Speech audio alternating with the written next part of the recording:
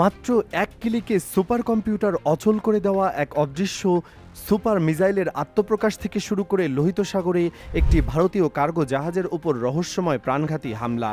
অন্যদিকে ইউক্রেনের ওপর অন্তিম পারমাণবিক বা ব্যালিস্টিক প্রলয় ঘনিয়ে এসেও শেষ মুহূর্তে এক রহস্যময় ফোনালাপে থমকে যাওয়া, আর বিশ্বের সবচেয়ে শক্তিশালী রাষ্ট্রের প্রেসিডেন্টের নিজের সামরিক বাহিনীর কাছে গোপনে ইমেইলের আকুল সাহায্য প্রার্থনা, এই সব কিছুর পেছনে লুকিয়ে আছে এক অবিশ্বাস্য ও ভয়ঙ্কর সমীকরণ। আজ বিশ্ব রাজনীতিতে কি এমন এক অদৃশ্য শক্তি কাজ করছে যা পরাশক্তিগুলোর ভিত নাড়িয়ে দিয়েছে? শুরু থেকে শেষ পর্যন্ত না দেখলে আপনি হয়তো কখনোই জানতে পারবেন না কিভাবে এক নতুন শক্তির উত্থানে পাল্টে যাচ্ছে গোটা বিশ্বের সামরিক মানচিত্র। সবকিছু শুরু হয় মধ্যপ্রাচ্যের রণাঙ্গন থেকে, যেখানে সম্পূর্ণ অপ্রত্যাশিত ও রহস্যময়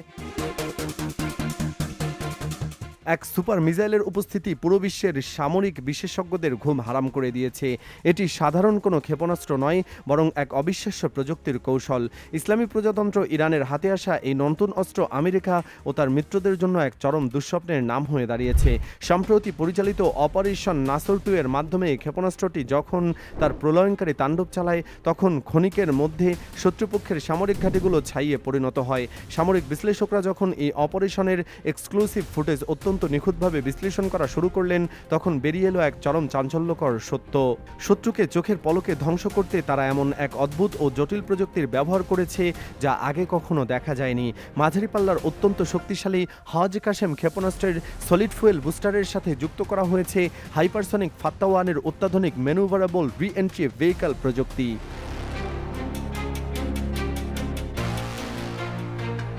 সহজ কথায়, এই দুটি ভিন্ন প্রযুক্তির সংমিশ্রণ মিসাইলটিকে একদিকে যেমন বহুদূরে ধাবিত হতে সাহায্য করে, তেমনি বায়ুমণ্ডলে প্রবেশ করার পর শেষ মুহূর্তে এর গতিপথ সম্পূর্ণ অবিশ্বাস্যভাবে পরিবর্তন হয়ে যায়।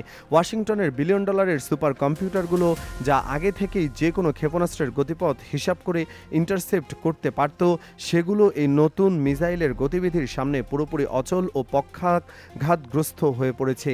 পেন্টাগনের $100 কোটি থার্ড এবং অন্যান্য উন্নত এয়ার ডিফেন্স সিস্টেমগুলোকে পেছনে ফেলে এই মিসাইল সোজা গিয়ে আঘাত হানছে আমেরিকার চরম সুরক্ষিত ভূগর্ভস্থ বাংকারগুলোতে। অত্যন্ত কম খরচে তৈরি এই বিধ্বংসী প্রযুক্তি দিয়ে খুব দ্রুত ও নিরাপদে প্রতিপক্ষের বড় বড় ঘাঁটি মাটির সাথে মিশিয়ে দিচ্ছে তেহরান। চলতি বছরের জুলাইয়ে ইরানের ওপর মার্কিন হামলার জবাব দিতে গিয়ে তারা জর্ডান, কুয়েত ও বাহরাইনে একাধিক প্রভাবশালী ও অতি সুরক্ষিত সামরিক ঘাঁটি এক নিমিষে ধূলিসাৎ করে দেয়। মার্কিন প্রতিরক্ষা সদর দপ্তর পেন্টাগন আজ বাধ্য হয়ে $100 কোটি ইন্টারসেপ্টর মিসাইল ছুড়ছে, কিন্তু পারস্যের এই নতুন ভুতুরে সুপার মিসাইল থামানো একেবারেই অসম্ভব হয়ে পড়েছে। এই ক্ষেপণাস্ত্রগুলোর তাণ্ডবের রেশ কাটতে না কাটতেই দৃষ্টি চলে যায় লোহিত সাগরের দিকে। দিগন্তজোড়া জলরাশি সেখানে যেন এক থমথমে ও ভীতিকর নীরবতায় ঢাকা, কিন্তু সেই নীরবতা ভেঙে হঠাৎ এক প্রলয়ঙ্কারী বিস্ফোরণে কেঁপে ওঠে লোহিত সাগর।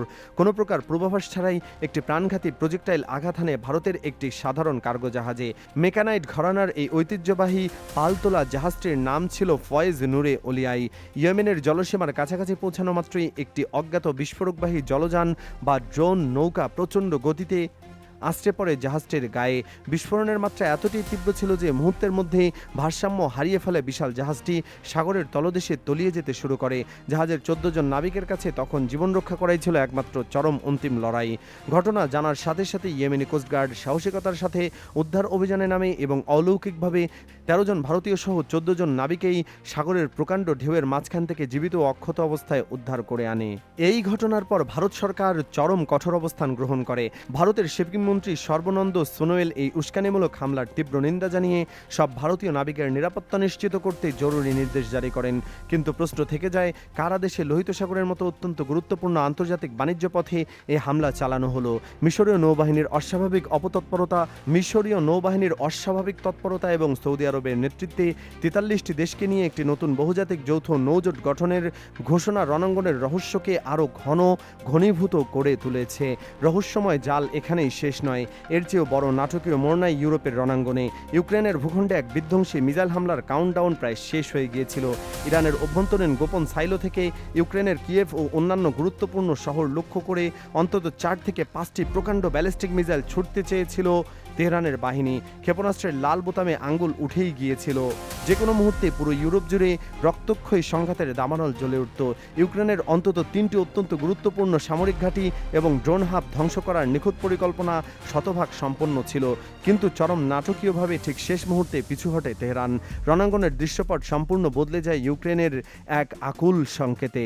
ইরানের রাষ্ট্রীয় টেলিভিশন প্রেস টিভিতে দেওয়া এক সাক্ষাৎকারে শীর্ষ সামরিক উপদেষ্টা মোহসিন রিজাই প্রকাশ করেন যে সেই চাঞ্চল্যকর সত্য। ইউক্রেনের পররাষ্ট্রমন্ত্রী আন্দ্রে সিভিয়া সরাসরি ফোন করেন ইরানের পররাষ্ট্রমন্ত্রী আব্বাস আরাকচিকে। অত্যন্ত কাতর কণ্ঠে জানান, কাস্পিয়ান সাগরে ইরানি মালবাহী জাহাজে হামলা চালানোটা কোনো উদ্দেশ্যপ্রণোদিত ঘটনা ছিল না, বরং রুশ আগ্রাসনের বিরুদ্ধে আত্মরক্ষার অংশ হিসাবে ভুলবশত এই সেন্স ট্র্যাকিং ঘটেছিল। ইউক্রেন ইরানের সাথে কোনো সরাসরি যুদ্ধে জড়াতে চায় না এবং তারা এই ভুলের জন্য বিনীতভাবে ক্ষমা প্রার্থনা করছে। ইউক্রেনের এই সমর্পণমূলক আকুল আবেদনের পর ইরানের সর্বোচ্চ পর্যায় থেকে মিসাইল হামলার নির্দেশ বাতিল করা হয়। তেহরান আপাতত সামরিক হামলা স্থগিত করলেও সতর্ক করে দিয়েছে যে এই ভুলের খেসারত ইউক্রেনকে কূটনৈতিকভাবেই দিতে হবে। সবচেয়ে অবিশ্বাস্য এবং চরম রহস্যময় ঘটনাটি ঘটেছে খোদ ওয়াশিংটনে। বিশ্ব ইতিহাসে হয়তো কোনো শক্তিশালী রাষ্ট্রপ্রধানকে এতটা দিশেহারা অবস্থায় দেখা যায়নি। ইরানের এই অদৃশ্য প্রযুক্তি ও অদৃশ্য সামরিক সক্ষমতার সামনে আমেরিকার ট্রাম্প প্রশাসন যেন পুরোপুরি কোণঠাসা হয়ে পড়েছে। প্রথাগত সামরিক ছক এবং সাধারণ যুদ্ধ কৌশল পুরোপুরি ব্যর্থ হওয়ার চরম আতঙ্কে ভুগছে ওয়াশিংটন। সম্প্রতি পেন্টাগন ও সেন্টকমের গোয়েন্দা বিভাগ থেকে গোপন ইমেল পাঠানো হয়েছে বিভিন্ন স্বাধীন সামরিক বিশ্লেষক ও কৌশলবিদদের কাছে। সেন্টকমের এক জ্যেষ্ঠ কর্মকর্তার পাঠানো সে গোপন ইমেইলে বলা হয়েছে, ইরানকে মোকাবেলা করতে এবং চরম শাস্তি দেওয়ার জন্য কোনো নতুন সৃজনশীল এবং অপ্রচলিত বা বিকল্প পথ খুঁজে বের করার অনুরোধ করা হচ্ছে। বিশ্বের সবচেয়ে দামি পারমাণবিক বোমা, আধুনিক স্টেলথ যুদ্ধবিমান আর প্রকাণ্ড সেনাবাহিনী থাকা সত্ত্বেও একটি পরাশক্তি আজ বিকল্প উপায়ে ভিক্ষা চাইছে।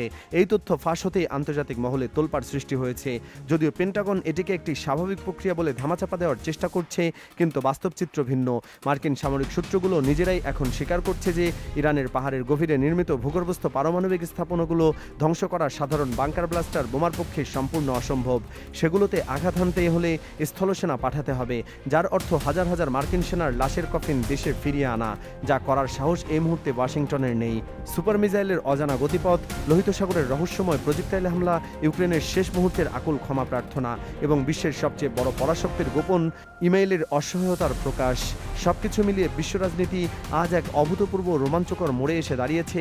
সামনের দিনগুলোতে এই ক্ষমতার ভারসাম্য কোন দিকে মোড় নেয় তাই এখন দেখার বিষয়।